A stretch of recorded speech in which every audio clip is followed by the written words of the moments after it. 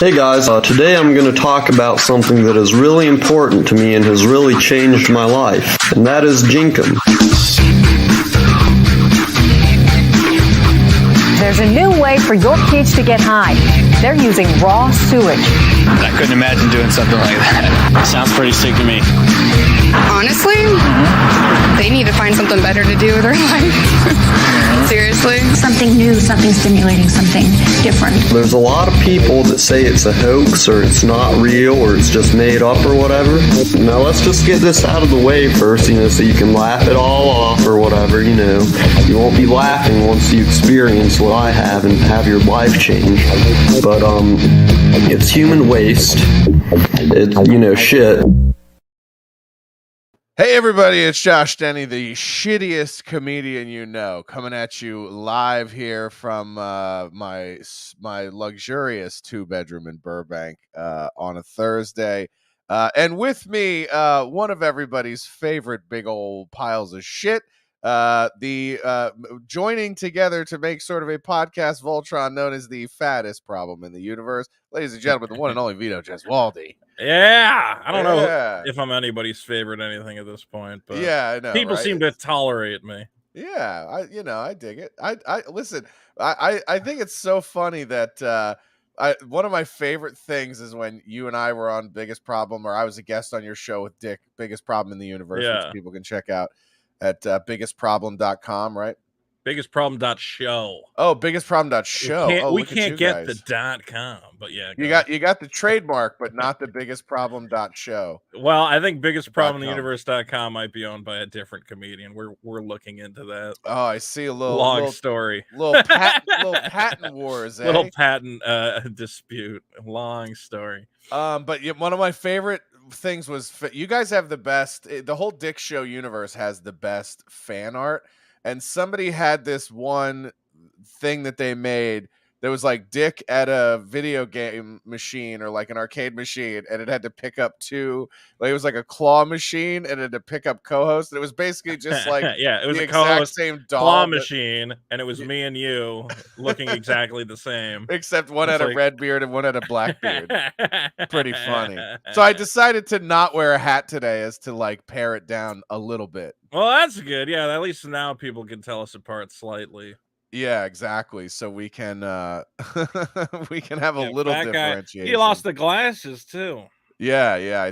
I can't wear mine when I podcast like this because I use a off-center ring light, and then it just reflects off my glasses the entire time. Oh, you mean like mine is currently doing exactly? Yeah. Well, yours isn't as bad as mine. I have like high reflective Ray-Bans that just fucking It's just everywhere. We were talking about, before we jumped in here, we were talking about Elon Musk and Twitter. You're saying you're trying to get unbanned from Twitter.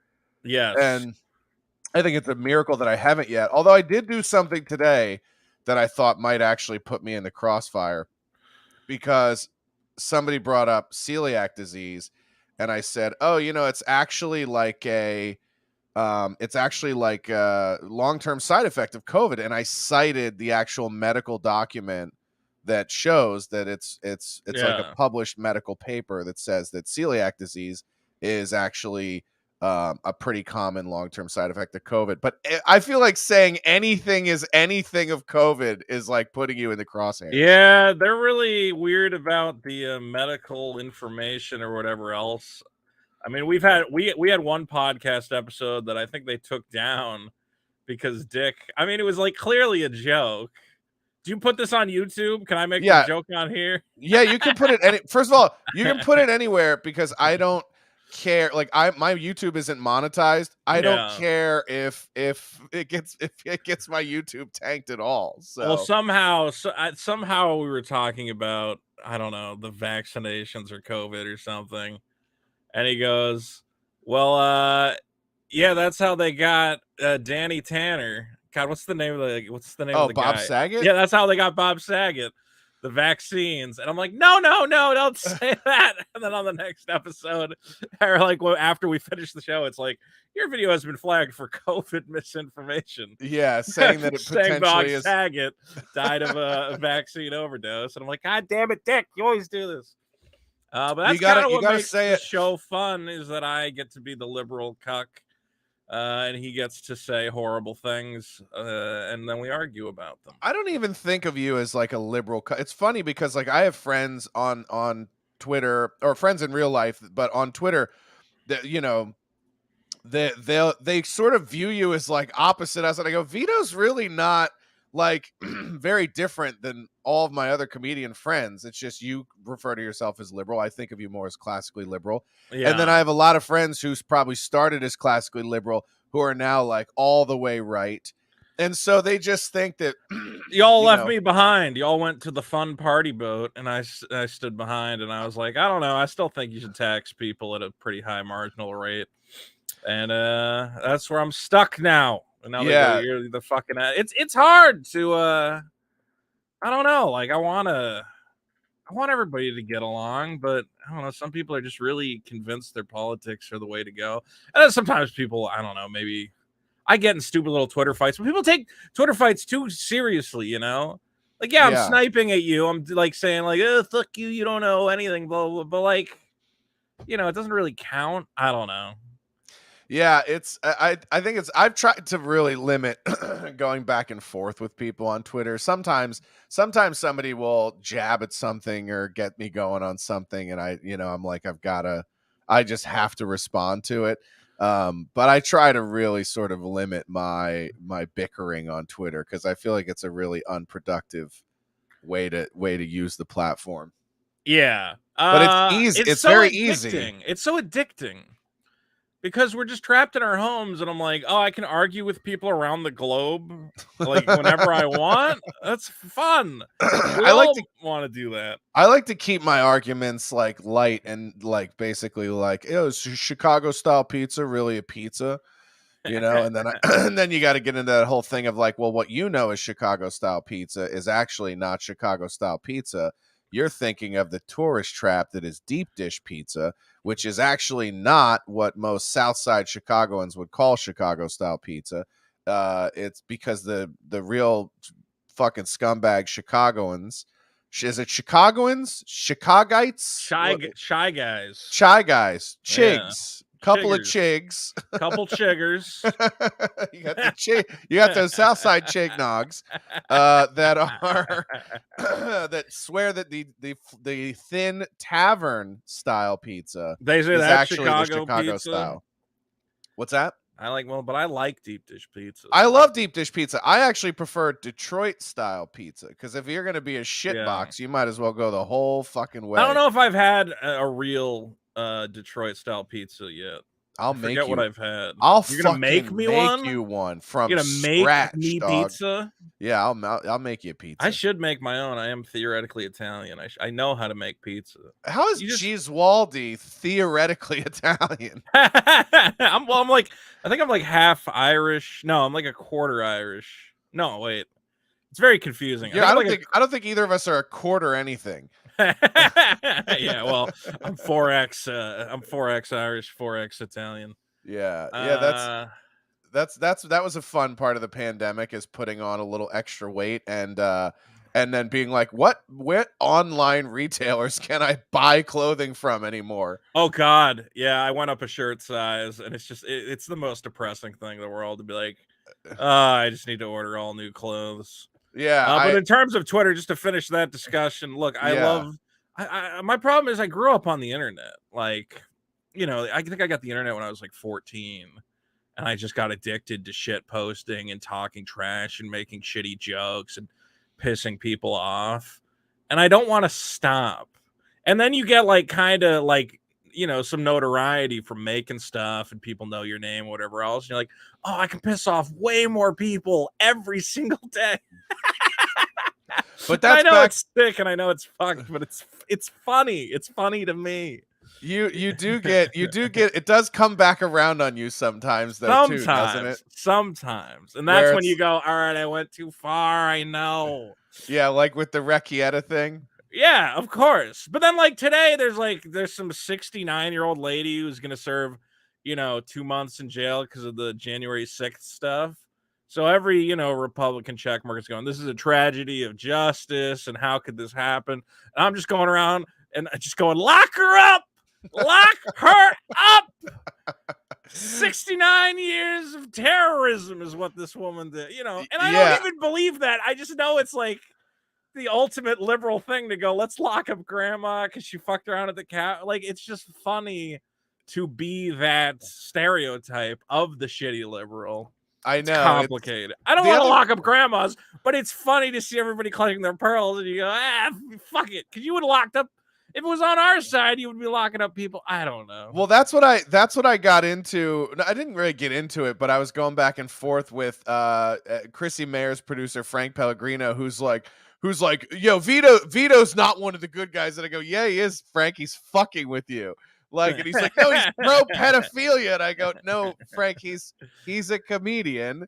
And he knows that triggers conservatives, so that's why he triggers them leans so into that. hard, which is why. And then I get in trouble, and they're like, "Why do you keep talking about it?" I'm like, "Because you guys are so triggered by it. It's like insane. It's crazy." Well, and it's like everybody is a pedophile. Yeah, there's two and it's the same thing. I say this all the time. Like, everyone on the right thinks everyone on the left is a pedophile, and everyone left thinks everyone on the right is a white supremacist. Yeah, exactly. And it's just like. So that's the fun tropes you get to play with on both sides. But I even went into it and was like going back and forth with people about the drag queen thing for kids. I was like, if parents want to take their fucking kids to a drag show, I don't give a shit. And people go, would you let parents take a kid to a strip club or a bar? And I go, well, mine did. So, and I think I turned out okay. It didn't turn me into a sexual deviant. If anything, it made me look at women like they were fucking disgusting pigs. I mean, we all know that's true.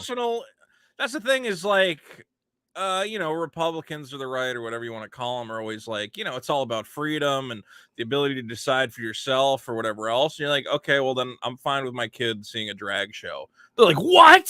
Yeah. What? And you're like, I don't mind. It's like a performance and it's funny. And like, even if it is, I don't know, slightly sexual, it's going to go over the kid's head. Like I just went to see the new Thor movie and like Thor's naked for a second and like, you don't see anything. It's a PG-13 and they're talking about orgies. And I was literally sitting there thinking, okay, so how many of those conservative parents are writing into Marvel, the ones who are outraged about drag queen or whatever. Yeah. They're not writing into Marvel that Zeus is talking about orgies in Thor. Because it's the old thing of like, yeah, your kid doesn't get the joke. Like, he doesn't know what an orgy is. And when he asks, you can just fucking lie and be like, it's a big stupid party. Yeah, Orgy was a new metal, new wave band in the early 2000s. Yeah. I'll play you their records, son. Everybody was like really focused on one of the drag bars had this sign behind the kids, that just hangs in the bar all the time. And it says like, it's not going to suck itself.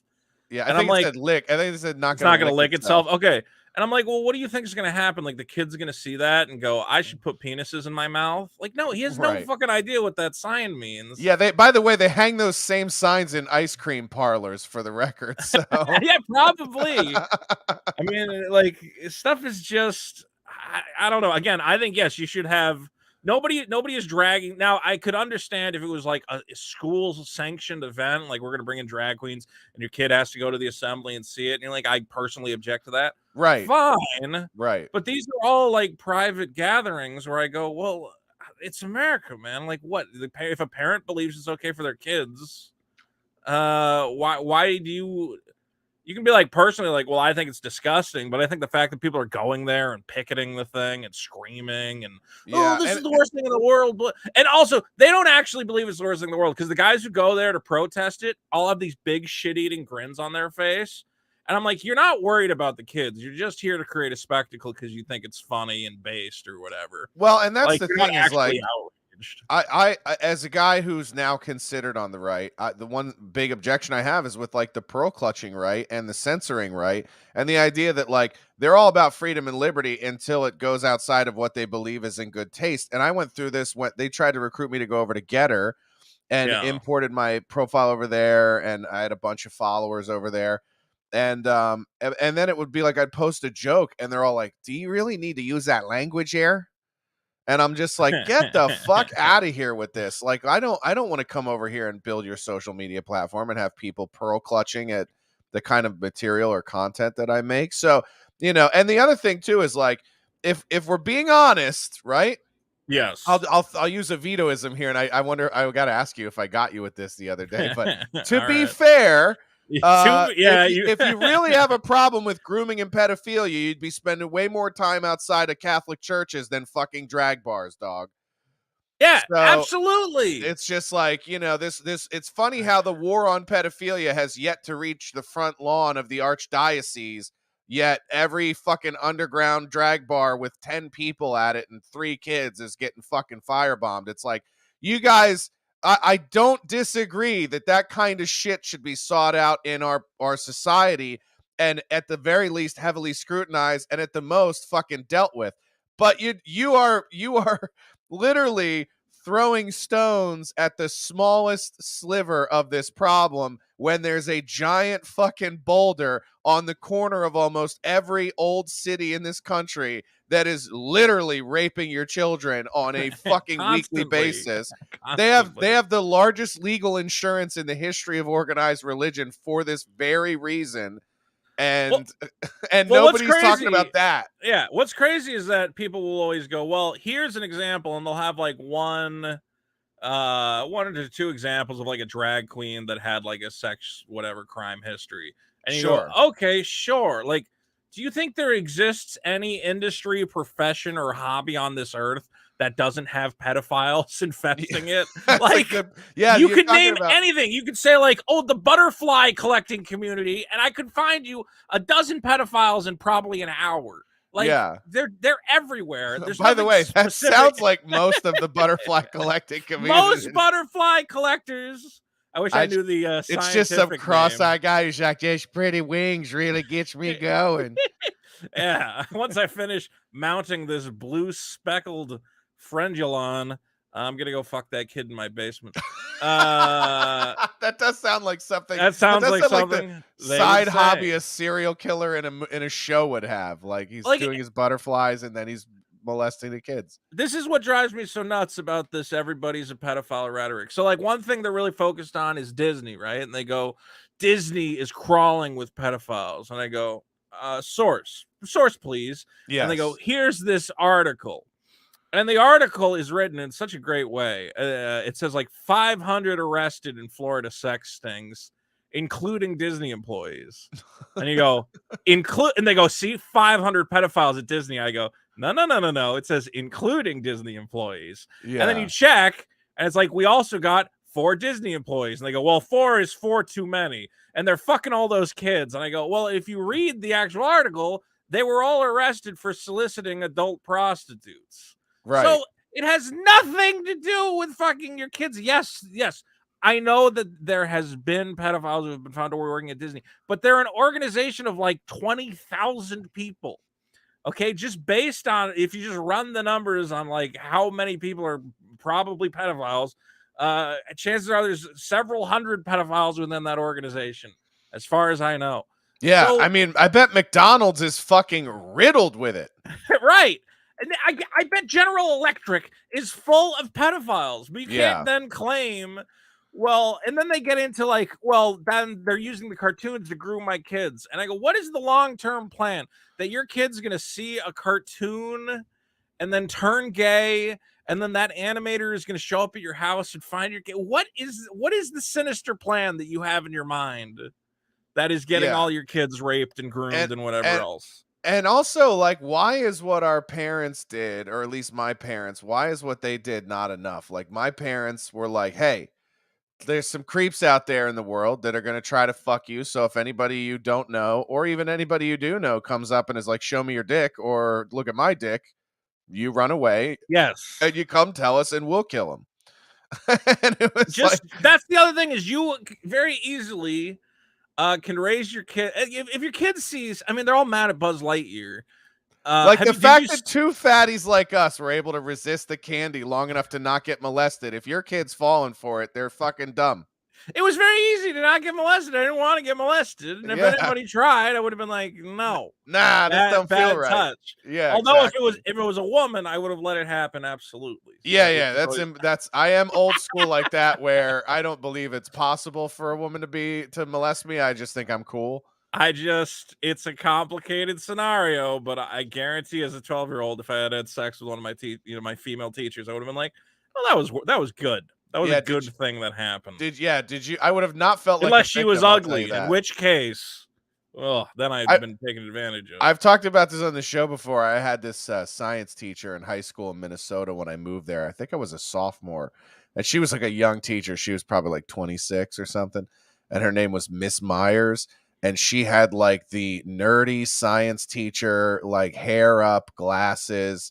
And so I came in late. And what was weird was I had to take my curriculum on the East Coast was different than the curriculum in Minnesota. So I was taking a class on the East Coast that was a senior class in Minnesota.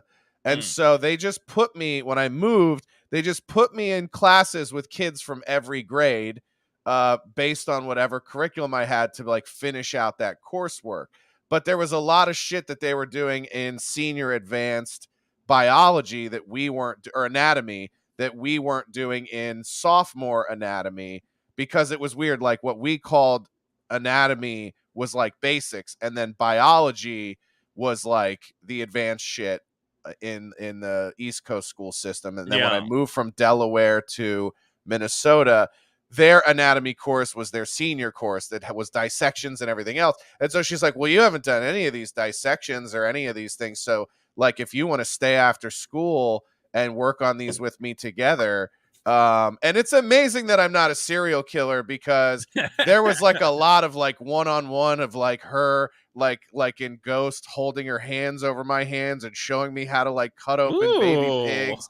And I was like, if I tell you what, if something would have happened and she would have sexually assaulted me, if I would have fucked that covered teacher cutting open blood and I baby would pig be blood. Dexter all day.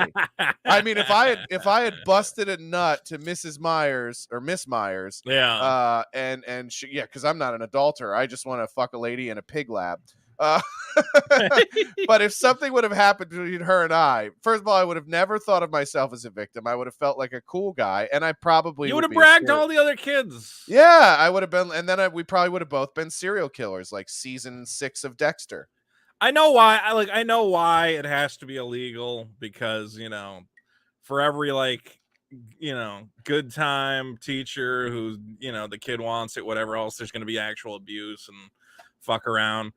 But I don't know. Did you watch that show? I'm just not that offended on it. No, I did not. Oh, real quick though, I did want to add. It's funny that your teacher was a Mrs. Myers. Yeah, Miss Myers. The notorious pedophile from our school was the science teacher, Mr. Myers. Oh my God! So there's something with Myerses. Now this is. Oh no, wait, was Stephen Myers the principal? There was two pedophiles in our school, and they were both Myerses. I think they might have both been Myerses. Oh, wow. I don't know if they were related. One of them was a science teacher, and there was this like little thing that the kids would do, which is like put chalk on the edge of your desk. He. And it's like, why would you do that? And they'd put chalk all on the corners of their desk if you were a female student, because whenever he talked to a female student, he would grind his crotch against the corner of the desk. And then he always had chalk on the front of his pants. And for some reason, it was like a funny goof. Yeah. It was like, and he'd been teaching there for like 25 years. So it was people's parents being like, oh, you have Mr. Myers this year? Put chalk on the corner of your desk. It's hilarious. And it's like, it's not hilarious. He's a child predator. What the fuck? It's not like a fun joke to hand down. Yeah. And then eventually, of course, he had gigs and gigs of child pornography and went away for a long time. But then our principal, which was, because I lived in like the hippiest town in the world. Have you ever heard of Amherst, Massachusetts, where like UMass is or whatever else? Yeah. So the worst liberal shithole. It's like, it kind of defines me, is that I grew up in like the most liberal town, but I was like this is stupid. Do we have to learn about Martin Luther King in math class? Like, it doesn't seem mathematics related. Oh, I thought Martin Luther King invented math. Didn't he invent math? Having constant like diversity. Abacus does sound like the name of a young black girl. If we're being honest, it does. This is my daughter Abacus Jenkins. And my son, calculator. Well, you had me with abacus. Yeah, no. Calculator, These are you my did not kids, go there. abacus and calculus. Calculus. Calculus. Yeah, not calculus. Not calculus. Calculus. Anyway, so our hippie town hired this guy, and he's like, yeah, I'm gonna really, be sensitive with the kids, and I care about them so much, whatever else. And then he gets caught in a hot tub with a kid, and they're like, well, what's that about? And he goes, no, he just came to me. He said that something was wrong with his nipples, and I wanted to make sure his nipples looked right and they weren't infected. And we're like, and my town bought it because they're all hippies. And they're like, well, he was just helping the kid with his nipples. That's, he just wanted to make sure they looked okay. And then someone started looking into it, and they're like, hey, this guy's been fired from like a dozen schools for raping kids. Yeah. Like, well, I don't think he was checking out his nipples. I think he just literally is. And now he's a teacher in a Catholic school. No, he continues to move around. There's a website that's been tracking his movements because he just left our school, and he's like, well, I'll just go to England. And he raped a bunch of kids there. And then he's like, all right, time to go to China. And he raped a bunch of kids in China. Then he was in Africa. And now we think he's working at a... This guy's the Carmen Sandiego of kid fucking. It's true. His name's Stephen Myers. You can look it up. Me and my buddy Max have wanted to make a documentary called Catching an American Pedophile, because he's just working now at a Barnes and Noble in like Texas. Like, he's never been charged for any of it. And there's all these victim testimonies. And those are the people who are going to rape your kids. Just this average white dude, not a drag queen.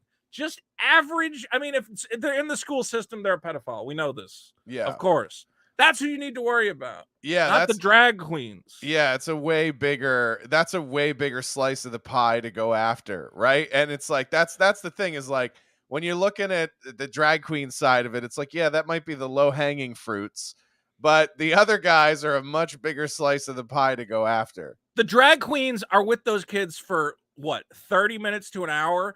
A school teacher or a Miss Myers and I spent hours together. Yes, that's who you need to worry about, is the person who is with your kid alone, not the one who goes, ooh, I'm dancing and here's some, okay, and I'm done. Dude, every day, coaches and priests and everything. Every single day I had sexual fantasies about this thing. Like, honestly, if I were half the man as a 15-year-old kid that I am as an adult today, you would have went for it? I would have went for it. Yeah, I totally would. It would have been Unchained Melody, and we would have been cutting the pigs open together, and just formaldehyde. I kind of like this. You need to make this a scene in something. Formaldehyde hand jobs and shit. You just need a guy in a movie who's just regaling his. Oh, my first experience was great. It was with my science teacher. It's like, you guys fucked in the frog blood. He's like, yeah, one of my life. One of my favorite movies, two of my favorite movies. We had them on the same VHS. Somebody had like recorded them off of USA or something in like late night TV. But it was Weird Science, and then there was another movie called My Science Project. Do you remember that one? It was with God, what was his name? He was in Hackers, the bad guy. My Science Project, Dennis Hopper? No. Well, yeah, Dennis Hopper was the bad guy in it. And John Stockwell was in it. And so was what the fuck is his name, man? He played the virus or whatever in Fisher Stevens. Fisher Stevens. Okay. Yeah, Fisher Stevens. And so yeah, I had these two movies. And so yeah, most of my adolescence was like, I'm either going to make a chick with my computer, or we're going to invite aliens into the universe, and I'm going to team up with my hot teacher, and we're going to kill them. Yeah, they really sold us a bill of goods with all those 80s movies. We still don't have sex robots. Not really. I was like, which I find insane. You might not. No, I'm kidding. Yeah, I don't understand why the video game companies won't give me, first of all, porno video games to begin with. Like, there should be like AAA sex games on my PlayStation. But second of all, why can I not buy a lifeless 3D robot that I can hack into the game and then fuck? This is obviously what everyone wants. Just do it. I thought, don't they already have this? Didn't Whitney Cummings have one on her stand-up special? I mean, you can get like a sex doll. They have ones that like, I think, kind of talk or something. I mean, I think I can kind of understand it. Like, why would you why would you go to the trouble of, building the technology of a sex doll? If you want to fuck something lifeless and completely obedient, we always have the Chinese.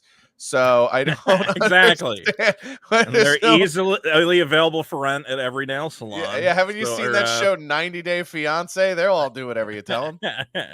Did you get a bunch of Ukrainian mail order bride ads right when the war broke out? For sure, yeah. I was getting a bunch. And I'm on Bumble Biz, and I use Bumble Biz to try to find like people that can do like editing or video production or whatever, to try to I'm trying to build like a little ragtag crew that we can use to go out and make content with and stuff. And but as soon as that happened, I started getting blown up on Biz, where it was like all Ukraine. It was like Ukrainian sex. I work in financial plan, and then you get the message from them, and they're just like, "Hello, would you like to make husband for me?" Like, well, maybe. I don't know. Hello, from Ukraine. I am from Ukraine. Yeah, they're all Borat. You be my husband. Oh, yeah. There is a Ukrainian one that's on 90 Day Fiance, because the reason I watch 90 Day Fiance and why I love it is not because it's people finding love.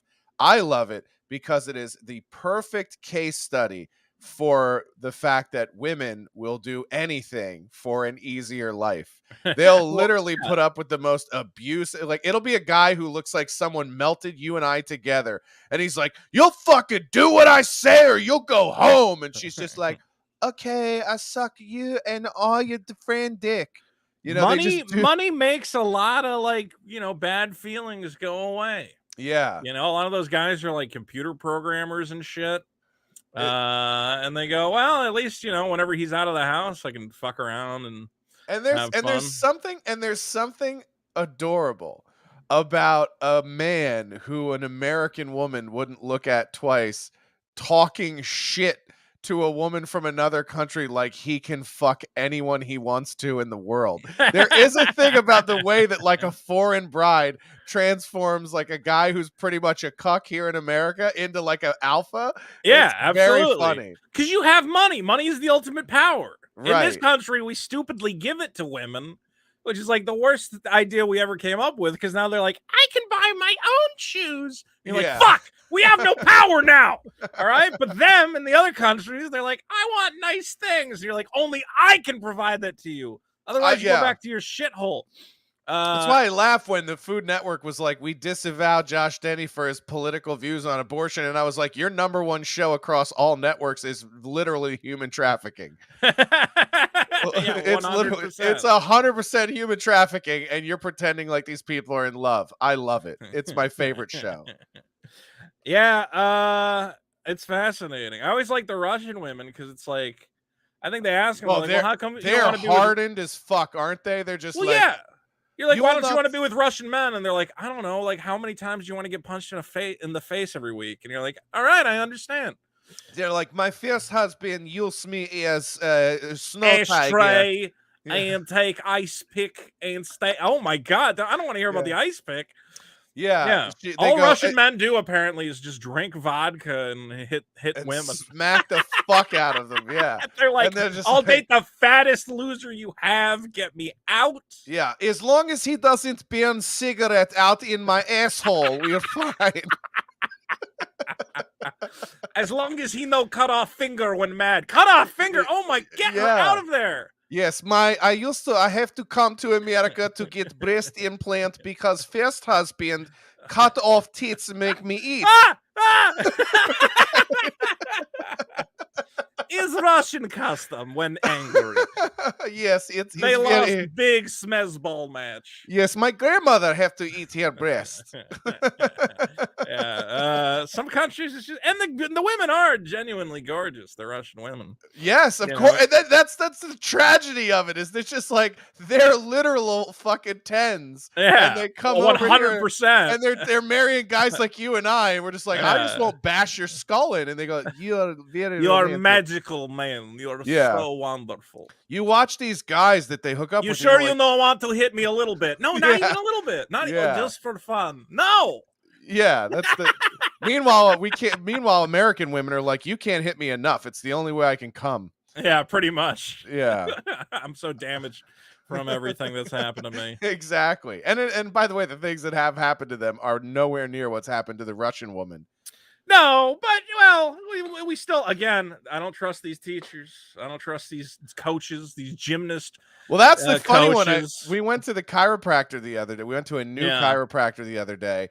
And, like to do certain physical therapy on things that are bad, like, sometimes there's a little bit of pain.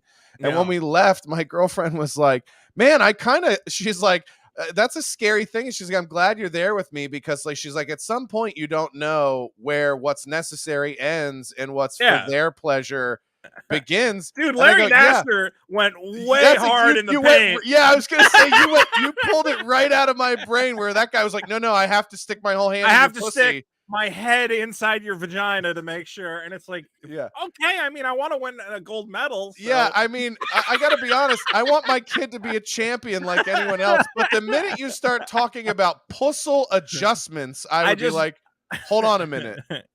Now I'm just gonna put the broomstick up there and spin you around for a couple hours, and then you should be good to go. Wasn't he literally doing like adjustments to their hips by sticking his whole hand in their pussy? He was like, the only way I can adjust your hip is by jamming my hand. No, disavow on so many levels. No clap. Holy Lord.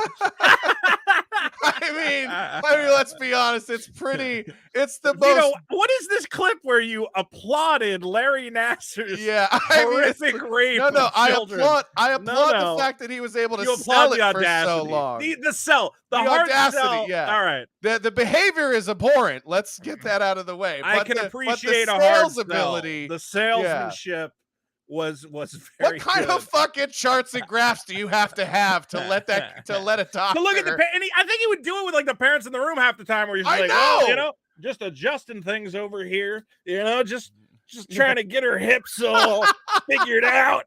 And they're like, well, I mean, my kid's going for the gold. What can I say? Yeah, I mean, it's like that scene. It's like that scene in Bruno when he's doing casting for the babies, and the parents are like, "Do whatever you want to my baby. I don't give a fuck. I just want them to be in a movie. Is this union?" And they're like, "Yeah." It's like, so it's just the things that parents will do. That's the thing is, yes, Larry Nassar should have went under the jail for the rest of his life, but so should the fucking parents who sat in the room and let that happen without going, "What the fuck?"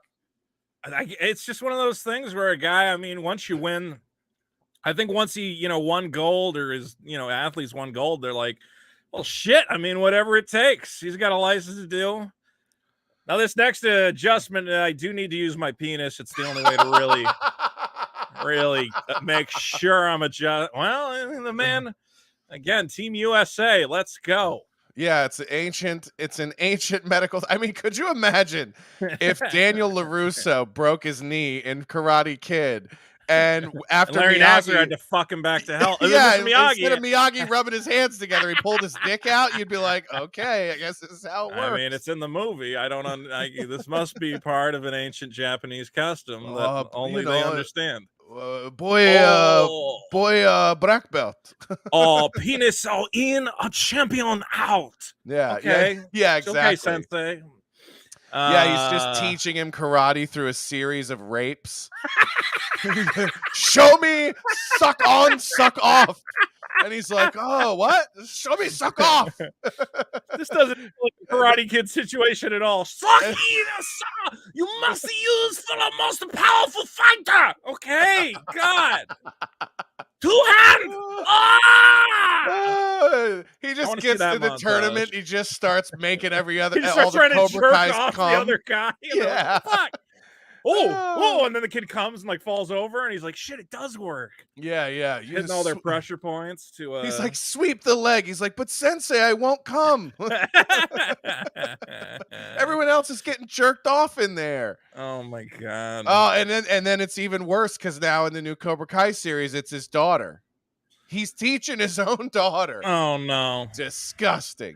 I haven't watched Cobra Kai. You watched that show?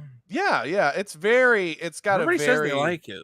It's got a very sort of like, it's kind of cartoony. It's sort of like, do you remember when like they started when Saved by the Bell took off, they started doing like a lot of those copycat sort of like after school special sitcoms or whatever, where Yeah. they'd be shows where the name of the show would be like, like Duncan High.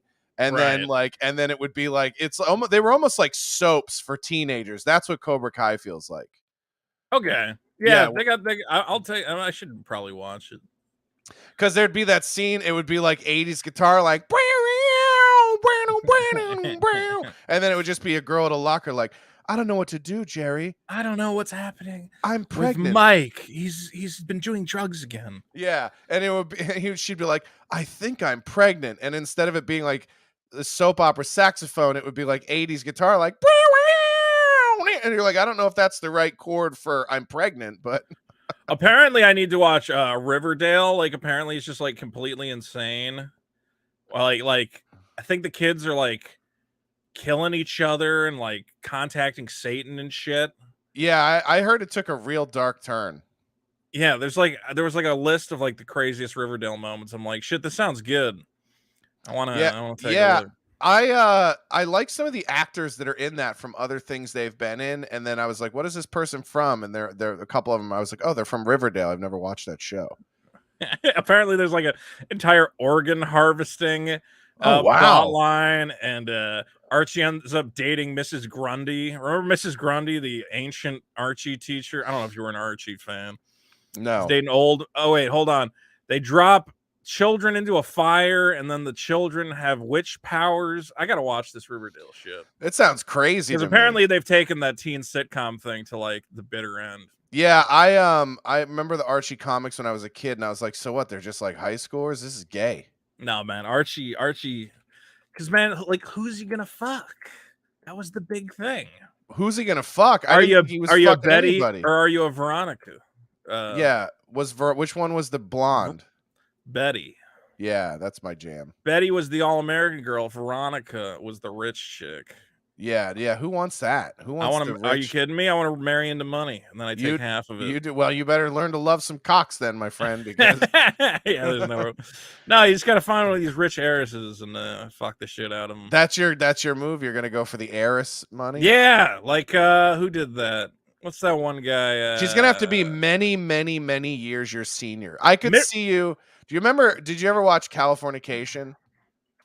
Yeah, a little bit. Did you watch it when Kathleen Turner was like basically the female Harvey Weinstein? No, I don't think I got. Yeah, that so far. late seasons they brought in Kathleen Turner, who's famous for Fatal Attraction. And by the way, I believe Kathleen Turner is famous for the biggest glow down in the history of all cinema and entertainment. So if you remember Kathleen Turner in Then and Now. Yeah. Kathleen Turner Then and Now is the very first thing that pops up when you type in Kathleen Turner. Oh, I'm taking a look. I'm gonna pull it up on the screen share so that people can understand this one. Nothing depicts this better than this image right here. Let me get this one. See, but I look at this and I go, you know what? Power move. Who cares? This is what you do. So you take the money and then you stop trying. Yeah, here's Kathleen Turner Then and Now. So you like look at all of these. Boom. Boom. Boom. Look at this. I mean, she literally started as that and became I mean, when I said earlier it looks like somebody mushed us together. That's Kathleen Turner now. What do you call it? The same thing happened recently because they were who's the girl from Top Gun? Oh, God, I can't remember her name off the top of my head, but yeah, same thing happened with her, right? Yeah, she was like Kelly McGillis. Yeah, Kelly McGillis. They asked her, "Why aren't you not in the new Top Gun?" And she said, "Because I'm old and fat." And I was like, "That's such a power." Fucking. I was like, "Good for you." Yeah, here we go. She's like, "Because I took the money. You know, I married. Who did she marry? Probably some other guy making some money." Oh yeah. Similar deal. Yeah, look at that. Yeah. Just like. Or actually, you have to switch tabs because I still see what do you call it? Oh, did it not? Oh, you have to copy and paste over to the active tab. I thought there we Streamlabs always does that. Show the folks at home Kelly McGillis. There it is. Yeah. Oh, the Jenkum logo. She looks a little bit. Well, actually, that one of her in the white shirt, she looks terrible. Yeah, she looks like the health secretary. Yeah.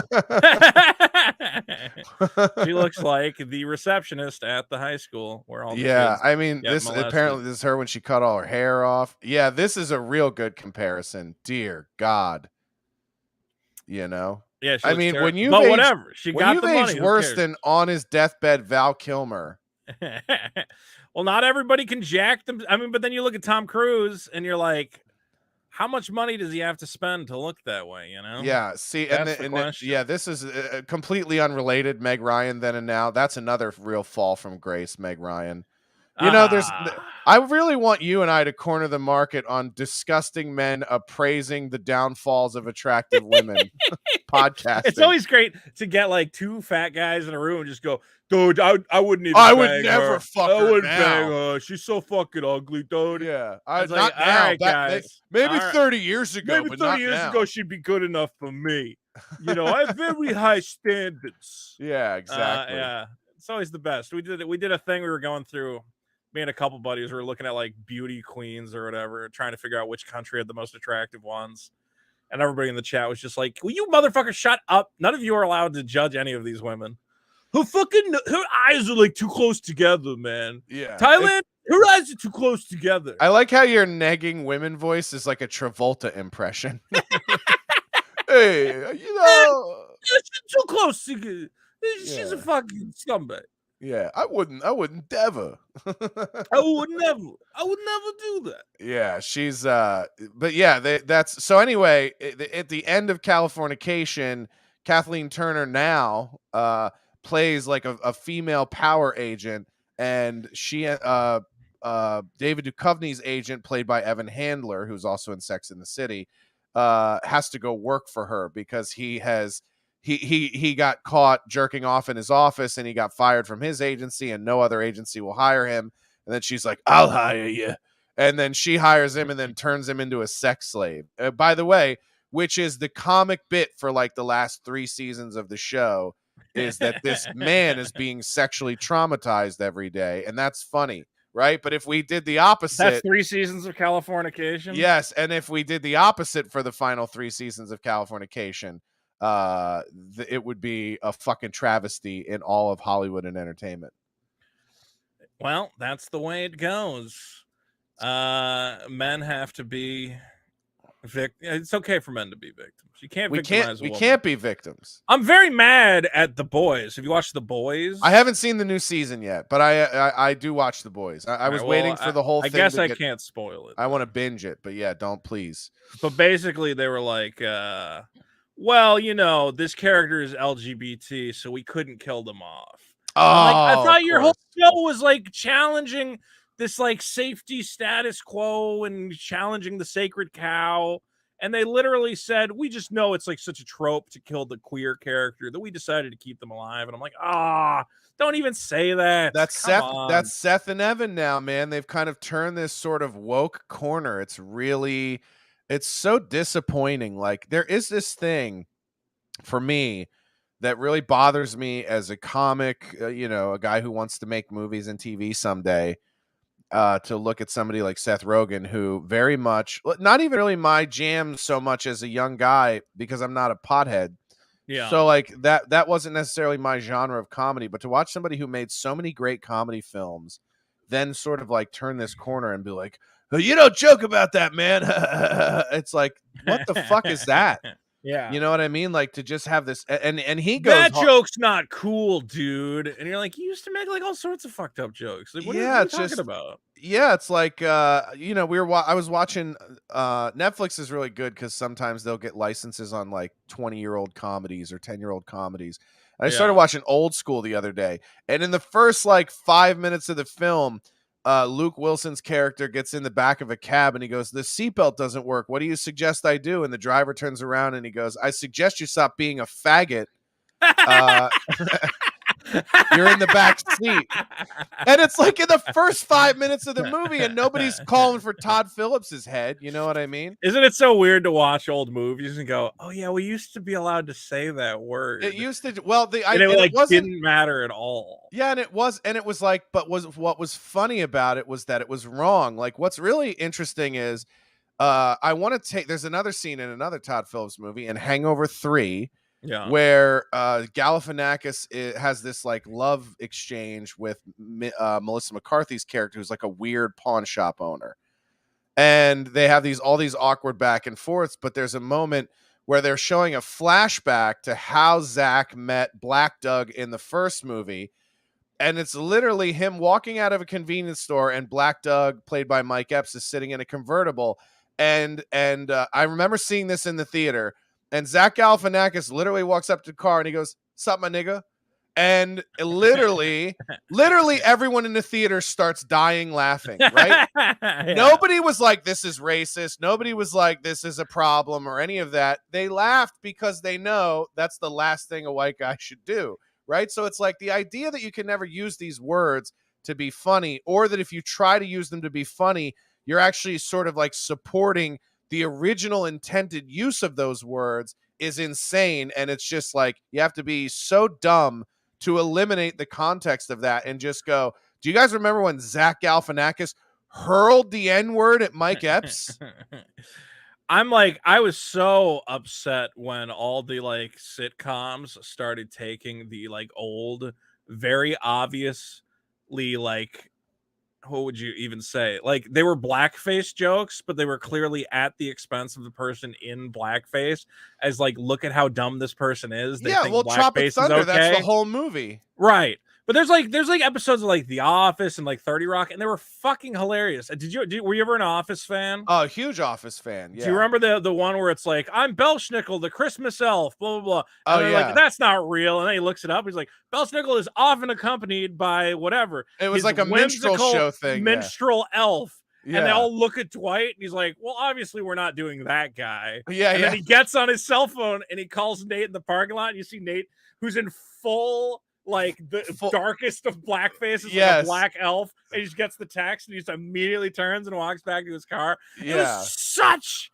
a good joke of like, well, obviously we're not doing that guy. That would be racist. Yeah. Who was it? Was it Mose who was dressed in the all black? It was it was, what's his name? Mark Prosh, the guy who played Nate, the like warehouse worker, like the nerdy white warehouse worker. He joined the show a little later.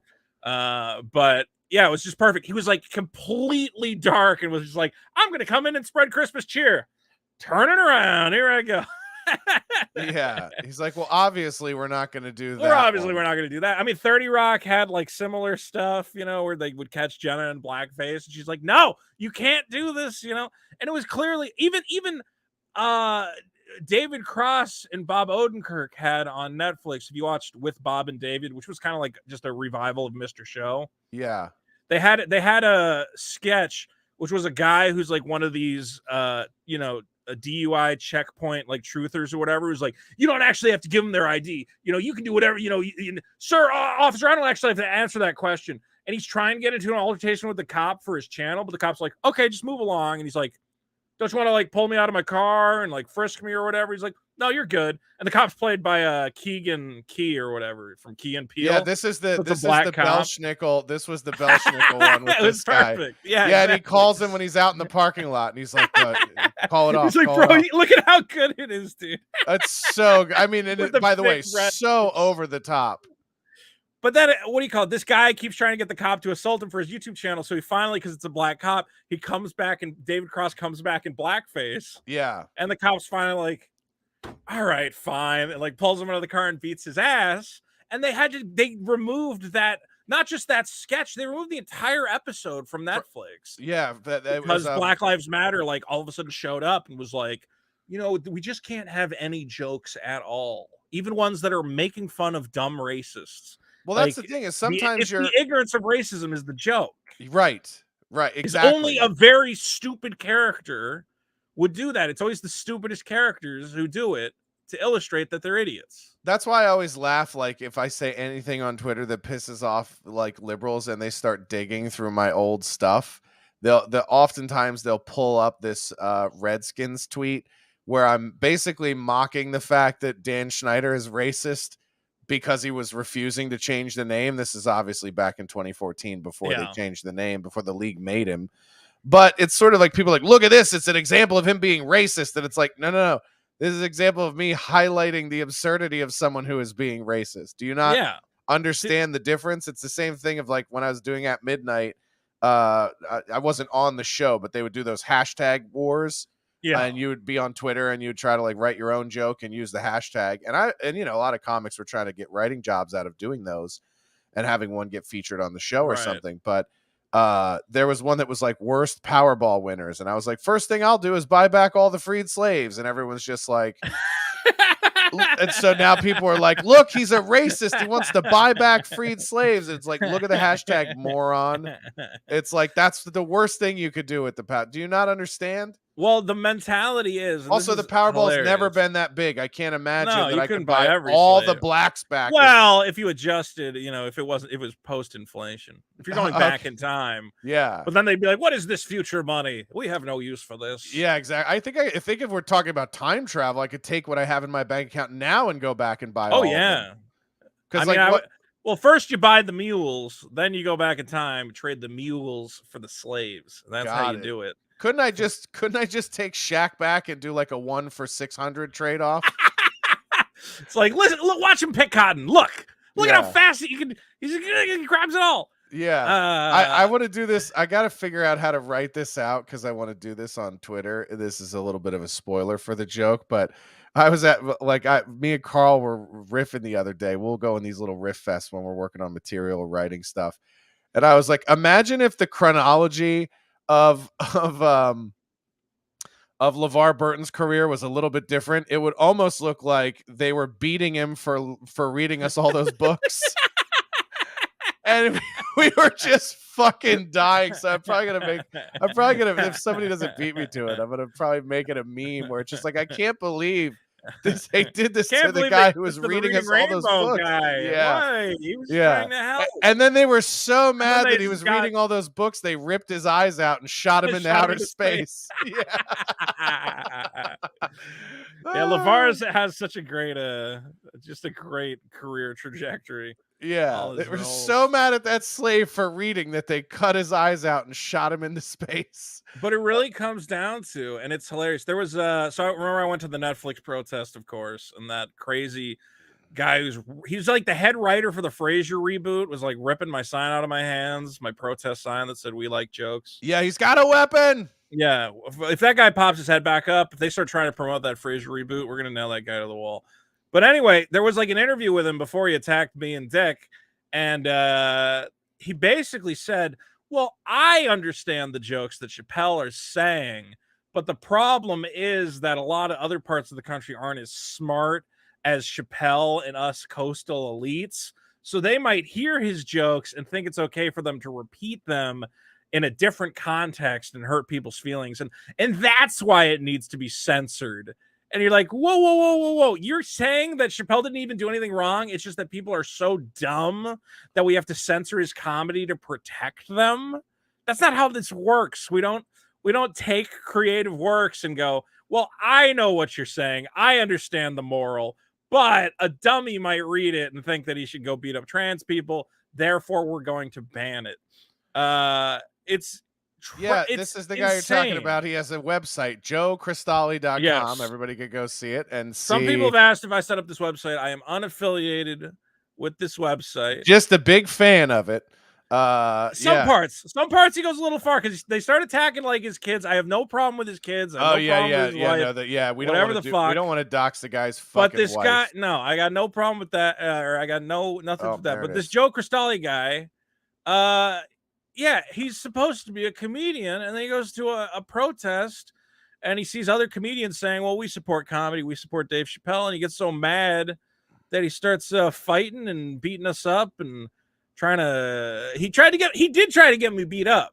because I had a sign and they broke it in half, and I'm holding the stick remaining from my sign. Yeah, and he yells, anybody "This who's guy's got a weapon. We got to kick his ass." yeah, And I'm anybody like, who's what seen the fuck? video knows that these guys are definitely on the wrong side. Like, it's not even Yes. debatable that these people are on the wrong side of the debate. They're crazy. They're fucking nuts. And then like the lady who put it together, she's like, "We're just about healing and inclusion, and we don't understand why Chappelle would make these jokes." And somebody went through her Twitter, and all her tweets are like, "Man, I just fucking hate Asian people. Why can't these fucking chinks do my nails right?" And you're like, "What the fuck? You don't care about Yeah. like anything. You're legitimately racist. You're like a million times worse than anything Chappelle has ever said." I believe that every single comedian that is now like a woke social justice warrior has a horrific past, right? Like They're worried something's gonna come out. like we joke all the time. Like there was a comic in LA that I used to be friends with, I used to be buddies with, and he's like a former teacher. And he used to be like one of us, make all kinds of crazy jokes. And he used to have a joke about how people in the Northeast, even when they're progressive, they're still pretty racist about it. And and I gave him the punchline of this joke originally was essentially something like you'd go to a protest and you just see somebody from Boston holding up a sign that says "nigger rights," and it was a hilarious punchline to the joke. And he used to tell the joke on stage and it was funny. It was like, yeah, people from Boston, even when they're trying to be better, they're fucking terrible at it. It was a great bit. Yep. And then he was like, I don't do that bit anymore because it's just not okay. And I go like, yeah, but it's funny. And he's like, no, but it's even racist for me to use that word as a white guy. And it's like, and then so like before he was a comic, he was a teacher. And when you ask him stories about his past and everything, the story gets all jumbled and dicey.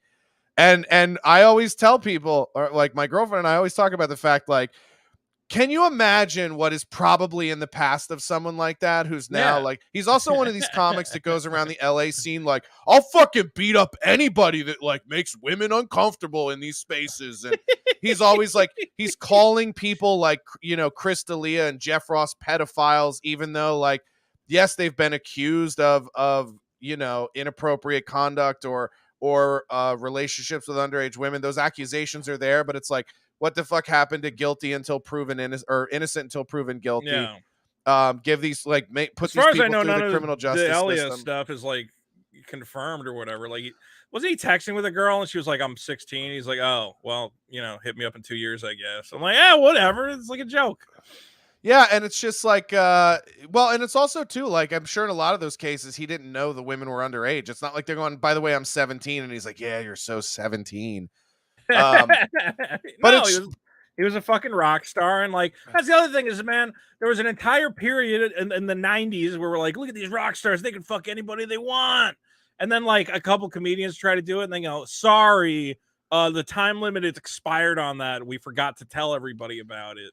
And you're like, I don't understand. Yeah, you know, Tommy Lee's probably fucked, I don't know, 70 16-year-old girls at concerts from like 1985. Probably. Yeah. I'm not saying even allegedly or possibly fucked that many I mean, like, you go back through rock stars, who knows how much underage shit they were putting their dick in, you know, for like the last 50 years. 17 from Winger debuted at number 26 on the Billboard Hot 100. Right, yeah, which is a literal song about 17. And now it's like, what? You groomed a 17-year-old? And you're like, when did it change? You didn't tell us. Yeah, remember when Jerry Lee Lewis married his 13-year-old fucking cousin? Yeah. If anything, we live in an age, and we keep talking about this, like, you know, with the Disney adults and the fact that I'm wearing, you know, stupid video game shit with a bunch of action figures behind me. There are no tangible rewards associated with being an adult anymore. We're all perpetual children because being an adult no longer gets you a job and a house and all that other shit. It's like all those perks went away, so you might as well just be a giant toddler. So, like, the fact that we're now like, hey, live your life in a perpetual childhood, but if you have a sex with a girl who's 1 hour under 18, we're going to crucify you and take away everything you ever had. I'm like, or even texted with them or whatever DLO was doing. I don't know who he had sex with. Yeah, I don't even know if that was the allegation. I don't even know if I think the only allegation against him was that like he had like invited some girls over to his place one time and then like walked out naked or whatever. And then they were just like, we're not cool with this. And they left. And it's like, yeah, that sounds like a guy shot a shot and it didn't work out. And then they go, and then I think That's even what that was Louis. Louis shot his shot. Literally. And half the time they were like, yeah, fucking jerk off in front of me. He's like, all right. Yeah. Nice. Yeah. And then they're like, said yes. Yeah, and in hindsight, it felt like there was an unspoken power dynamic that rendered me helpless. Oh my God. And then it's like, okay, well then the age of consent for that woman should be 42, I guess, because she's too stupid to make choices. The unspoken power dynamic at the time that Louis was like doing guest voices on home movies. Yeah, he had just had his age. Yeah, he had just had Lucky Louie canceled. You know how powerful he was back then. Powerful man in Hollywood. In all of show business. Get the fuck out of here, dude. It's like, yeah, I don't care what two people do. I don't care what two consenting people do in the privacy of their own home. I don't think I think there's definitely Stop making it my business. And this idea that like any and this is the other thing, like with the Jeff Ross thing. Like I don't know the whole ins and outs of that story, but when that woman's story was reported, I read it, and there's a lot of other people implicated in that story that nobody wants to accuse, and it's because they actually do have positions of power in the entertainment industry, which is so hypocritical. So people will go at Jeff Ross and be like, oh, apparently he had this long relationship with a 15 or 16, I don't remember how old she was supposed to be when it happened, and it's like, okay, I understand your frustration with that. But why is nobody talking about the fact that Barry Katz hired a fucking 15-year-old off the books to work the door at the Boston Comedy Club back in the 90s? Like, nobody's going after Barry Katz for fucking having an illegal fucking under-the-table worker girl working the door. And that's the thing is, like, if I were Jeff Ross in that situation, I would just go, I had no idea she was underage. She was the door girl at the fucking Boston in the 90s. Why would Barry hire a 15-year-old to work the door at a comedy club where New York law requires you to be 21 to work the door at a nightclub? And so, you know, it's just There's insane so many to me. double standards. Jerry Seinfeld dated a fucking 17-year-old. You're like, I don't know, man. It's just bizarre. Yeah, now personally, I find women disgusting until they're about 27. So well, you rip nobody on the has guy. to worry we about can rip me. on Seinfeld for it. We can rip on Chris D'Elia for it, but I don't see why we got to cancel the guy. We can just go, that guy's a fucking creep. It's hilarious. I like that you call him. I like that you call him D'Elia, like he's a brand of frozen pizza or something. D'Elia. It's D'Elia. No, it's D'Elia. Well, no, I believe the way he says it is D'Elia. He says it wrong. Okay, that is true. That is true. A lot of people say their own names wrong. Incorrectly. Yeah. As the resident Italian Pepsi man, Vito is the authority on how all Italian names are pronounced. I guess I don't hear him pronounce his own name too often. Yeah. Yeah, that is a good point. Well, I don't think he's ever corrected D'Elia. anybody when they call him D'Elia. D'Elia. Yeah. All right, I got it now. I nailed it. There you go. See, you learn. We all learned. It was a teachable moment. As I've dropped two N-bombs and an F slur, as you guys refer to them, F slurs, which is F slur, you fucking F slur. Isn't it only a slur if you're actually using it to dehumanize a person? I just think it's funny that, like, if we can just normalize calling each other F slurs, are they going to take that away? If I just go, listen, man, stop acting like such a fucking F slur. Like, you can't substitute the word. And I'm like, why? We're not saying the word. There's so many other ways, like there's so many other ways we can say it without saying it. That's what I always thought. I have this new bit that I'm working on for stand-up. I have two bits that I'm working on that we actually kind of reference here. I have one where I'm talking about, like, if you're not going to listen to R. Kelly's music, then you're going to have to quarantine. Because I hate to tell you, but everything that was invented before 1952 was made by pedophiles. Absolutely. So unscrew all of your light bulbs, never fly again, burn your cars, smash your television. Do you have the polio vaccine? Well, congratulations. Yeah, that guy fucked a 9. That guy's wife was 9, you idiot. You basically have pedophile juice in your veins. Congratulations. Exactly. So that's a premise. And then another one that I had, Oh fuck! What were we just talking about? Pedophiles and sexual Oh allegations. no! Oh! And F slurs. You were talking about F slurs. Take it away. I have this other bit it's sort of very Carlin-esque, and when I say Carlin-esque, I don't mean it's incredible. I mean it's like when he used to do a lot of word substitution stuff in the mid '80s, and they would make fun of him. But I stumbled on this when I was telling a story about how people were able to be very racist in the Midwest without ever using derogatory language. And they'd go, and I remember I was like telling this story about listening to the way parents would talk about my friend Tony, who was him and his sister were black and they were adopted by white people. And they were the only black kids in the small town of Austin, Minnesota, where I graduated high school, in our grade anyway. I think we had like 4 in the whole school, and they were 2 of them. But when you would listen to people talk about them, they would always use the word something. So they go, did you see that, Tony and Angie there, they're adopted by white people, and that's really something. And, have you seen him play football? Because there's a real shame that he got injured, senior season, because the way he plays football, that's really something. That's something there. And that's something right there. And if you get a couple of them together and you watch them dance, well, that's certainly something to see. And then they are good dancers. And then you'd be like, oh, he's black like Somalians, and then they would go, oh no, there's something else. And so there really is this kind of fun Midwest exchange of something and something else, and it's basically their way of using the N-word, right? And it's just, but in like in a good very way. Fargo kind of way of like, they're just though they're the Somalians though, they're something else. They're really something else. And so it was like this very polite, and as a kid who went from Philly to that, Philly, Delaware, Jersey, went from that part of the country to that, I was like, can you guys please just say the N-word, because this is getting really uncomfortable. You know what I mean? It was like, if you could just, I know if you could just call him the N-word to his face, we could all go on with our day and think, oh, no, that's really something. Hey, have you seen that way that something can jump?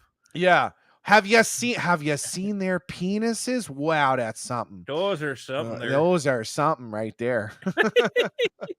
Oh, Vito Gesualdi. Today's episode has really been something. It's been something there. You got some plugs you want to throw before we get out of here and into the bonus show? Well, you can always head over to youtube.com/Vito, where I got some fun videos for you.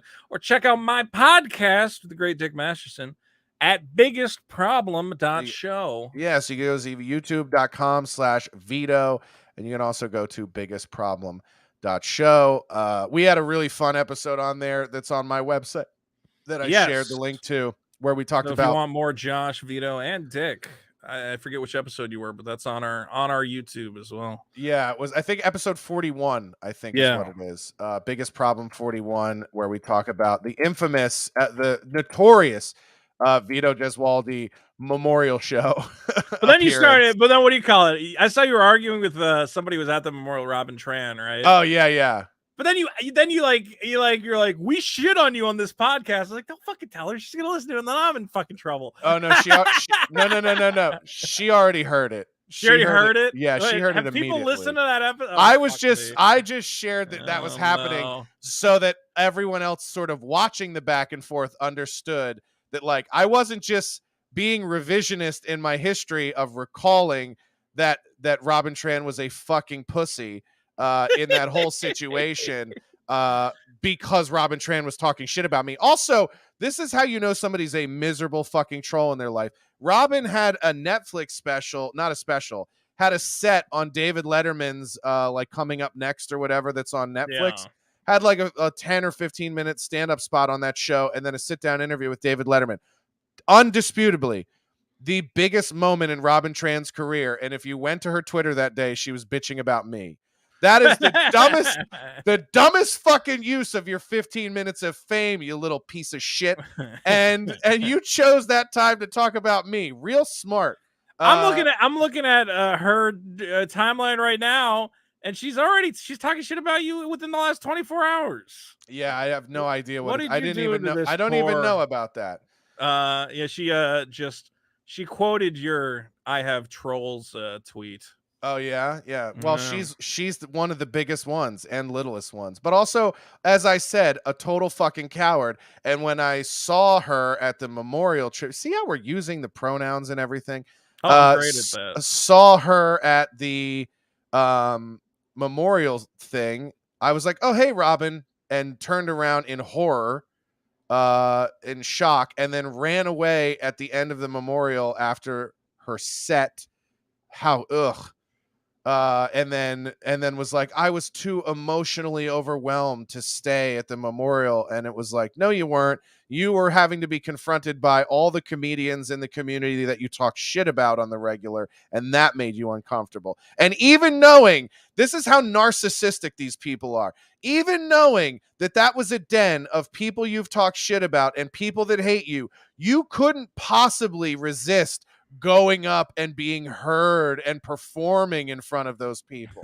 Like, when you talk about the delusional Put the spotlight on sickness, yourself. the Yeah. delusional sickness of stand-up comedians, especially ones in Los Angeles, that takes the cake. And that's why this is what people don't understand is like, what was so great about the Vito Memorial story is that you were not an active stand-up comic at the time.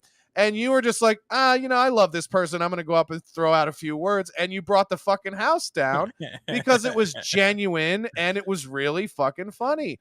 And it's like, so it wasn't like you going up was the same as Robin Tran going. Robin Tran was going up and going like, you guys remember when I was on Roast Battle on Comedy Central? Anyway, when that happened, and then you were like, I was like, my friend's dead. Yeah. Life sucks. Yeah. I guess I should say something because Yeah, otherwise exactly. I feel like a shithead for not doing anything. Yeah, and so yours felt more genuine and heartfelt. Mine was felt Sarah would be masturbatory. mad if I didn't say something, I assume. Yeah, and then it was like, but yeah, that's a real sad shit show over there. By the way, I came up with when I was on with Anthony Cumia and Gavin McInnes last week. We were talking about now the rules of which that I've established for people's pronouns, which is like, if you are transitioning, I will call you they them. You are a they them until you have fully committed. And then if you can present me with your penis, I will call you she. But you better carry it around in some kind of jar that me and Miss Myers would have used back in the day. And you better be able to present me that cock, because if you want to be Mrs. Tran, I'm gonna need to see that dick. Hey, breaking news. Alex Stein's comedy show has been canceled in Washington, D.C. by Alexandria Cortez or whatever. Oh, Alex Stein and Alex Stein, Primetime 99. Fucking hilarious. Yeah. Well, I've actually known that guy. He used to live in L.A., so I met him like 10 years ago doing stand-up. And then he like blew up, and I was like, I got him on the Dick Show, and I got him on a Killstream and whatever. Yeah, he's fucking hilarious. The raps are so. I mean, if you want to talk about that dude has something's in his head where I'm like, how do you do this and not cringe? Because I did Man on the Street stuff for a while, but then I'd have to get home and edit it, and I would just be like cringing into a grave. I'm like, oh, I'm such an idiot, and I look like such a jackass. Oh yeah, people loved it, but you're just being there and doing it. He has no shame at all. It's incredible. Yeah, that's a level of comedy that I'll never be able to do, like that level of like cringe. Yeah. And there are people, I'm sure there are people who are like, everything you do is cringe. But but that to be able to like fully lean into that kind of thing is I don't think I could stay in character. Yeah, I've been able to do it, but then like there's been times that I like have been in those situations and I start having like a fucking almost panic attack where I'm like, what are you doing? This is stupid. Everybody fucking hates you right now. Because I would go to like street protests and act like a jackass and film reactions. And it was always funny, but it was like, oh my God, this is nuts. Like you were like a sardonic Fleckus Talks. People thought I was Fleckas for the longest time. Did they really? I would go to protests and they'd go, oh my God, it's Fleckas. And I'm like, no, God damn it. Like multiple people, they'd go, where's your stick? Because I think he always had his camera on like a paint spoon. stick. It's on a spoon. On a spoon. Where's your spoon? And I'm like, I guess I left it at home. Ha ha. Vito's like, I like that you think I go anywhere without spoons. They're in my car. for eating my ice cream drinks. So fucking good, dude. Well, But regardless, thanks for having me. Yeah, thanks for coming on. Well, we got a little bit of time to go. If you guys want to tune into the bonus show where we actually talk shit literally and figuratively with Vito Gesualdi, you can watch the entire show live on Rockfin. Otherwise, you got to head over to Gumroad where you can get all of my bonus content for whatever price you want to pay every month. You get this show ad free, you get the bonus Talking Shit show, and you also get access to some of my old content, my old albums, my old mukbangs on primetime cable. You can watch some of those that are up there.